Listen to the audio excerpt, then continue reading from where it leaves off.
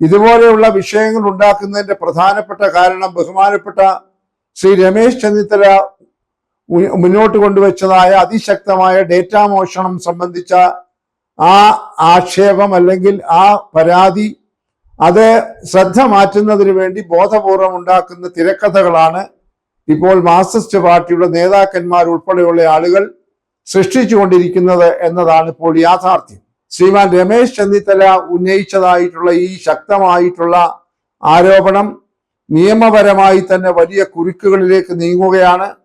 സർക്കാർ ഇപ്പോൾ ശബരിമല കേസിൽ കിടന്ന് വെള്ളം കുടിക്കുന്നത് പോലെ അതിനേക്കാൾ ഗുരുതരമായിട്ടുള്ള ചില പ്രതിസന്ധിയാണ് ഈ ആരോപണത്തിലൂടെ നേരിടേണ്ടി വരുന്നത് എന്നുള്ളതാണ് യാഥാർത്ഥ്യം.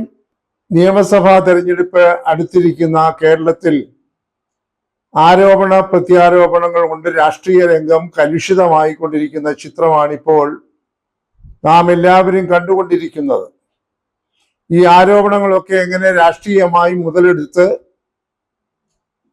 അധികാരത്തിലെത്താമെന്ന് പ്രതിപക്ഷവും അധികാരം തുടരാമെന്ന് ഭരണപക്ഷവും വിചാരിച്ചുകൊണ്ടാണ് കാര്യങ്ങൾ ഇപ്പോൾ ഇരു വിഭാഗക്കാരും നീക്കിക്കൊണ്ടിരിക്കുന്നത്. അതിനിടയിൽ കേരളത്തിൽ ഇപ്പോൾ ശക്തി പ്രാപിച്ചുകൊണ്ടിരിക്കുന്ന മൂന്നാം മുന്നണിയായ BJPയുടെ നേതൃത്വത്തിലുള്ള NDAയും ഇക്കാര്യത്തിൽ ഒട്ടും പിറകിലല്ല എന്നതാണ് വാസ്തവം. ഇവിടെ കഴിഞ്ഞ കുറെ നാളുകളായി ഏതാണ്ട് 10 വർഷം പൂർത്തിയാക്കാൻ പോകുന്ന പിണറായി സർക്കാരിന്റെ ഭരണകാലത്ത് നിരവധി ആരോപണങ്ങൾ വസ്തുനിഷ്ഠമായി ഉന്നയിക്കപ്പെട്ടിട്ടുണ്ട്.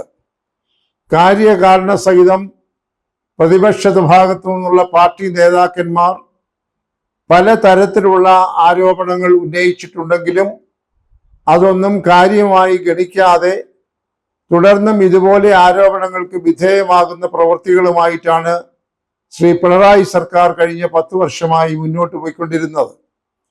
ഒന്നാം പിണറായി സർക്കാരിന്റെ കാലത്താണ് ഇവിടെ വളരെ പ്രമാദമായിട്ടുള്ള സ്വർണ്ണ തട്ടിപ്പ് കേസുണ്ടായതും അതിനെ തുടർന്നുള്ള അന്വേഷണമൊക്കെ നടന്നതും. മുഖ്യമന്ത്രിയുടെ ഓഫീസുമായി ബന്ധപ്പെട്ട് പ്രധാനപ്പെട്ട ചുമതല വഹിച്ചിരുന്ന ഉദ്യോഗസ്ഥന്മാർ തന്നെ ഈ സ്വർണ്ണ കള്ളക്കടത്തിന് പങ്കാളിയായിരുന്നു. മറ്റേ ഉദ്യോഗസ്ഥന്മാർക്കും ഇതിന് പങ്കാളിത്തമുണ്ട്. ഉന്നതന്മാരായിട്ടുള്ള പല ആളുകളും അതിൽ ബന്ധപ്പെട്ടിരുന്നു എന്നൊക്കെയുള്ള ആരോപണങ്ങൾ ഉണ്ടായിട്ടും കാര്യമായ രീതിയിൽ അതൊന്നും വലിയ പ്രത്യാഘാതങ്ങൾ ഉണ്ടാക്കാതെ ഇപ്പോഴും പല വട്ടങ്ങളിലായി ചർച്ച ചെയ്യപ്പെട്ട അവസ്ഥയിൽ തന്നെ തുടരുകയാണ്.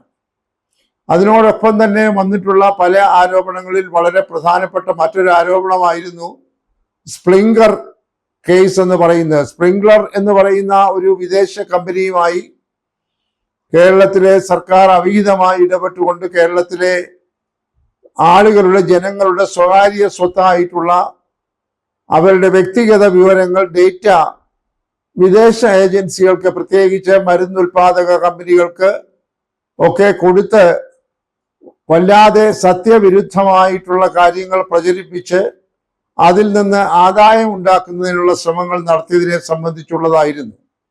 പ്രത്യേകിച്ച് 2021-22 വർഷങ്ങളിലൊക്കെ കോവിഡ് കാലത്താണ് ഇത് വളരെയേറെ ചർച്ച ചെയ്യപ്പെട്ടത്. കാരണം കോടിക്കണക്കിന് അല്ലെങ്കിൽ ശതകോടികൾ ചെലവഴിക്കുന്ന അല്ലെങ്കിൽ മുതൽ മുടക്കുന്ന കോർപ്പറേറ്റുകളായിട്ടുള്ള ഫാർമസ്യൂട്ടിക്കൽസ് കമ്പനികൾക്കൊക്കെ ഇവിടുത്തെ രോഗികളുടെ സ്വകാര്യ വിവരങ്ങളൊക്കെ നൽകുമ്പോൾ അതിൽ നിന്ന് അവർ വ്യാവസായികമായ നേട്ടമുണ്ടാക്കുന്നു എന്നൊക്കെയുള്ള വളരെ ഗൗരവമായിട്ടുള്ള ആരോപണങ്ങളാണ് അന്നത്തെ പ്രതിപക്ഷ നേതാവായിരുന്ന ഒന്നാം പിണറായി സർക്കാരിന്റെ കാലത്തെ പ്രതിപക്ഷ നേതാവിന് ശ്രീ രമേശ് ചെന്നിത്തല വസ്തുതകൾ മുന്നോട്ട് വെച്ചുകൊണ്ട് ഉന്നയിച്ചത്.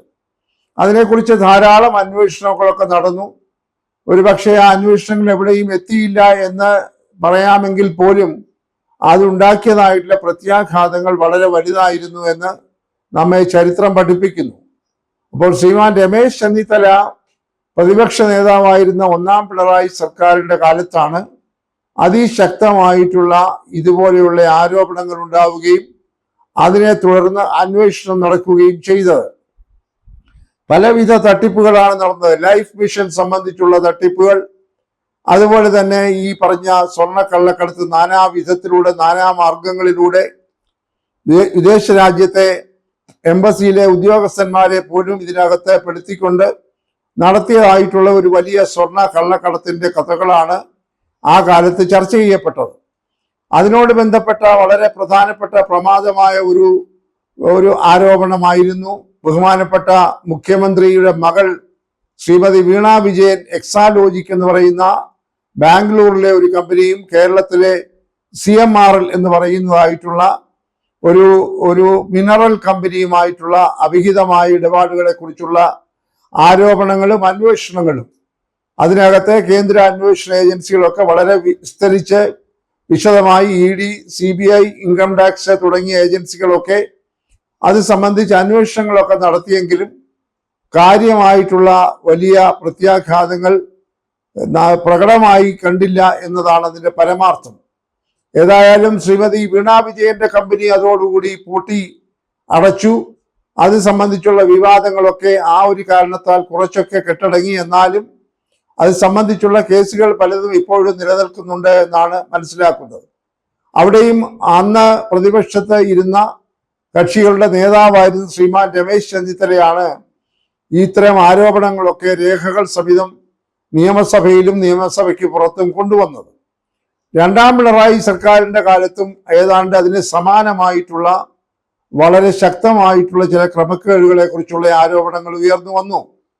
ഇപ്പോൾ രണ്ടാം പിണറായി സർക്കാരിന്റെ കാലാവധി പൂർത്തിയാകാൻ ഏതാനും ദിവസങ്ങൾ മാത്രം ശേഷിച്ചിരിക്കെ വളരെ പ്രമാദമായി ഉയർന്നു വന്ന ഒരു വിവാദമാണ് ഇവിടുത്തെ സർക്കാർ ജീവനക്കാരുടേതായിട്ടുള്ള സ്വകാര്യ വിവരങ്ങൾ സ്പാർക്ക് എന്ന് പറയുന്ന ഒരു സോഫ്റ്റ്വെയർ പ്ലാറ്റ്ഫോമിൽ നിന്നും ഒരർത്ഥത്തിൽ പറഞ്ഞാൽ ചട്ടവിരുദ്ധമായി മോഷ്ടിച്ചെടുത്ത് അത് രാഷ്ട്രീയ പ്രചരണത്തിന് ഉപാധിയാക്കി എന്നുള്ളത്. അതും ബഹുമാനപ്പെട്ട രമേശ് ചെന്നിത്തല ഇപ്പോൾ അതിശക്തമായി രേഖകളുടെ അടിസ്ഥാനത്തിൽ ഉന്നയിച്ചുകൊണ്ടിരിക്കുകയാണ്.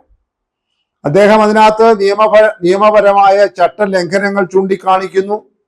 യാതൊരു കാരണവശാലും സർക്കാർ ജീവനക്കാരുടെ സ്വകാര്യ വിവരങ്ങൾ അവരുടെ അനുവാദമില്ലാതെ സർക്കാരിന്റെ പ്ലാറ്റ്ഫോമിൽ നിന്ന് മോഷ്ടിച്ചെടുത്ത്, അതായത് ബഹുമാനപ്പെട്ട മുഖ്യമന്ത്രിയുടെ ഓഫീസിലുള്ള സ്പെഷ്യൽ ഡ്യൂട്ടിയിലുള്ള ഉദ്യോഗസ്ഥനെയും മറ്റു ഉദ്യോഗസ്ഥരെയും ഒക്കെ ഉപയോഗിച്ചുകൊണ്ട് രാഷ്ട്രീയ പ്രചരണത്തിന് ഉപയോഗിക്കുന്നു എന്ന അതിനീചമായ തരംതാണ വില കുറഞ്ഞ പ്രചാരണ ആയുധം മുൻപൊരിക്കലും ഉണ്ടാകാത്ത വിധം ഇപ്പോഴത്തെ സർക്കാർ ഉപയോഗിക്കുന്നു എന്നുള്ളതാണ് ഉയർന്നു വന്നിരിക്കുന്ന ആരോപണം. അത് ഈ സമൂഹത്തിൽ വളരെയേറെ ചർച്ച ചെയ്യപ്പെട്ടുകൊണ്ടിരുന്നപ്പോൾ വല്ലാതെ അത് തിരിച്ചടിക്കും, മുഖത്തടിക്കും എന്ന വിചാരമുണ്ടായപ്പോൾ ഇപ്പോൾ ആസൂത്രിതമായി ഇടതുപക്ഷ ജനാധിപത്യ മുന്നണി 2 ദിവസം മുമ്പ് ശ്രീമതി വീണ ജോർജിനെ മുൻനിർത്തിക്കൊണ്ട് ഒരു വലിയ പ്രതിഷേധ ജ്വാല ആളി കത്തിച്ചുകൊണ്ടിരിക്കുകയാണ്. ശ്രീമതി വീണ ജോർജിനെതിരായി കണ്ണൂർ റെയിൽവേ സ്റ്റേഷൻ പ്ലാറ്റ്ഫോമിൽ വെച്ച് യൂത്ത് കോൺഗ്രസിന്റെ 4-5 പ്രവർത്തകർ കരിങ്കൊടി കാണിച്ചു. അതിന്റെ ഫലമായി ആണ് എന്ന് അവകാശപ്പെട്ടുകൊണ്ട് ബഹുമാനപ്പെട്ട ആരോഗ്യമന്ത്രി ശ്രീമതി വീണ ജോർജിനെ മുറിവേറ്റു, ശാരീരികമായ അവശതകൾ ഉണ്ടാക്കി. അത് ഈ KSUക്കാരുടെ ആക്രമണം മൂലമാണ് എന്നുള്ള വലിയ ഒരു തിരക്കഥ സൃഷ്ടിച്ചുകൊണ്ട് ഇപ്പോൾ അത് പരക്കെ ചർച്ച ചെയ്യപ്പെടുകയാണ്. യഥാർത്ഥത്തിൽ അത് വസ്തുതാവിരുദ്ധമാണ്, പച്ച നുണയാണ്, കള്ളമാണ് എന്നുള്ളത് ഏതാണ്ട് പൊതുസമൂഹം ഇതിനോടകം തന്നെ മനസ്സിലാക്കി കഴിഞ്ഞു. കാരണം ഈ പറയുന്ന ആക്രമണം എന്ന് പറയുന്ന സംഭവത്തെക്കുറിച്ചുള്ള അന്വേഷണങ്ങൾ തുടങ്ങിയപ്പോൾ തന്നെ പാളിപ്പോയി. ആ പ്ലാറ്റ്ഫോമിൽ ഉണ്ടായിരുന്ന ഈ CCTV ക്യാമറകളിലൊന്നും ഇങ്ങനെ ഒരു ആക്രമണം യൂത്ത് കോൺഗ്രസ്സുകാർ ബഹുമാനപ്പെട്ട ആരോഗ്യമന്ത്രിയെ നടത്തിയിട്ടില്ല എന്നുള്ളത് വ്യക്തമായി കഴിഞ്ഞു.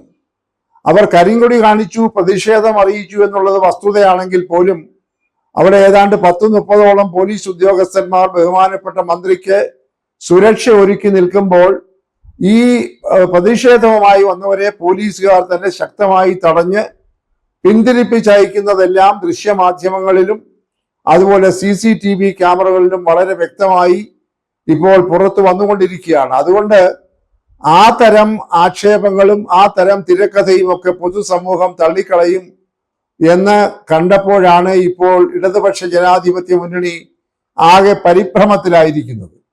ഇതുപോലെയുള്ള വിഷയങ്ങൾ ഉണ്ടാക്കുന്നതിന്റെ പ്രധാനപ്പെട്ട കാരണം ബഹുമാനപ്പെട്ട ശ്രീ രമേശ് ചെന്നിത്തല മുന്നോട്ട് കൊണ്ടുവച്ചതായ അതിശക്തമായ ഡേറ്റാ മോഷണം സംബന്ധിച്ച ആ ആക്ഷേപം അല്ലെങ്കിൽ ആ പരാതി, അത് ശ്രദ്ധ മാറ്റുന്നതിന് വേണ്ടി ബോധപൂർവം ഉണ്ടാക്കുന്ന തിരക്കഥകളാണ് ഇപ്പോൾ മാർക്സിസ്റ്റ് പാർട്ടിയുടെ നേതാക്കന്മാർ ഉൾപ്പെടെയുള്ള ആളുകൾ സൃഷ്ടിച്ചുകൊണ്ടിരിക്കുന്നത് എന്നതാണ് ഇപ്പോൾ യാഥാർത്ഥ്യം. എന്തായാലും ബഹുമാനപ്പെട്ട മുൻ പ്രതിപക്ഷ നേതാവ് ശ്രീ രമേശ് ചെന്നിത്തല പറഞ്ഞു, ഇത് രാഷ്ട്രീയമായും നിയമപരമായും ഇത് നേരിടാൻ തന്നെ തീരുമാനിച്ചിരിക്കുകയാണ്.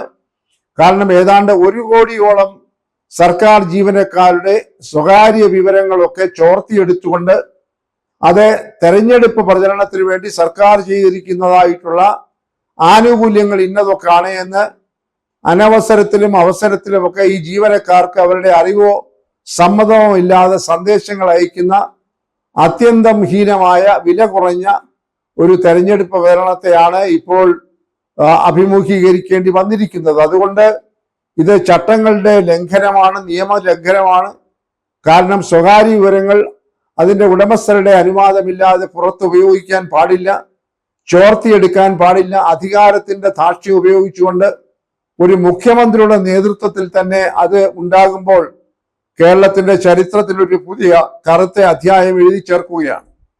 മുൻകാലങ്ങളിലെങ്ങും ഒരു സർക്കാരും, അത് LDF സർക്കാരാകട്ടെ UDF സർക്കാരാകട്ടെ, ഒരു സർക്കാരും ഇത്ര തരംതാണ ഒരു രാഷ്ട്രീയ പ്രചരണത്തിന് അധികാരം ഉപയോഗിച്ചുകൊണ്ട് മുന്നോട്ട് വന്നിട്ടില്ല. ഇവിടെ ഇപ്പോൾ സൗജന്യങ്ങൾ വാരിക്കോരി കൊടുക്കുകയാണ്. ഏതാണ്ട് 1-1.5 മാസം കൂടി മാത്രമേ ഈ മന്ത്രിസഭയ്ക്ക് കാലാവധിയുള്ളൂ. സർക്കാർ ജീവനക്കാർക്ക് DA കൊടുക്കുന്നു, കുടിശ്ശിക കൊടുക്കുമെന്നൊക്കെ പറയുന്നു. PSCയിലെ അപേക്ഷിക്കുന്നതിനുള്ള പ്രായം വർദ്ധിപ്പിക്കുന്നു, JB കമ്മീഷൻ റിപ്പോർട്ട് നടപ്പാക്കുന്നു. ഇങ്ങനെ ധാരധാരയായി വലിയ ശൃംഖലയാണ് ആനുകൂല്യങ്ങളുടെ ഇപ്പോൾ പുറപ്പെടുവിച്ചുകൊണ്ടിരിക്കുന്നത്. ഇതുകൊണ്ടൊക്കെ 3-ാം ഊഴത്തിലേക്ക് കടക്കാമെന്നുള്ള വ്യാമോഹത്തിലാണ് ശ്രീ പിണറായി വിജയന്റെ നേതൃത്വത്തിലുള്ള 2ാം സർക്കാർ ശ്രമിച്ചുകൊണ്ടിരിക്കുന്നത്. അത് തിരിച്ചറിയുന്നതിനുള്ള ബോധ്യം, രാഷ്ട്രീയ ബോധവും സാക്ഷരതയും കേരളത്തിലെ സമൂഹത്തിനുണ്ട്. അതുകൊണ്ട് ശ്രീമാൻ രമേശ് ചെന്നിത്തല ഉന്നയിച്ചതായിട്ടുള്ള ഈ ശക്തമായിട്ടുള്ള ആരോപണം നിയമപരമായി തന്നെ വലിയ കുരുക്കുകളിലേക്ക് നീങ്ങുകയാണ്.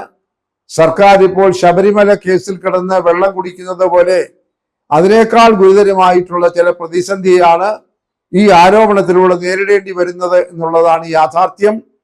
അതുകൊണ്ട് ശ്രീമാൻ രമേശ് ചെന്നിത്തല രേഖകൾ മൂലം പുറത്തു കൊണ്ടുവന്നിരിക്കുന്നതായിട്ടുള്ള ഈ ഡേറ്റ മോഷണം അത് എല്ലാ തരത്തിലും ശക്തമായിട്ടുള്ള അന്വേഷണത്തിന് വിഷയീഭവിക്കും. ഇനിയിപ്പോൾ 1-1.5 മാസം ഒരു കെയർടേക്കർ മന്ത്രിസഭയായി മാത്രം ഇരിക്കേണ്ടി വരുന്ന പിണറായി സർക്കാർ ഈ കാര്യത്തിൽ വലിയ വില കൊടുക്കേണ്ടി വരും. അധികാരത്തിൽ നിന്ന് പുറത്തു പോയാലും ഇതിന്റെ ഉത്തരവാദിത്വത്തിൽ നിന്ന് ശ്രീ പിണറായി വിജയനും അദ്ദേഹത്തിന്റെ കീഴിൽ പ്രവർത്തിച്ച ഉദ്യോഗസ്ഥന്മാർക്കും മാറി നിൽക്കാനായി സാധിക്കുകയില്ല. അതിനവർ സമാധാനം പറഞ്ഞെങ്കിലേ മതിയാവുകയുള്ളൂ. നിയമ നടപടികൾക്ക് വിധേയമാകേണ്ടതായിട്ട് വരും. വരും ദിവസങ്ങളിൽ ഇത് ശക്തമായി മുന്നോട്ട് കൊണ്ടുപോകും.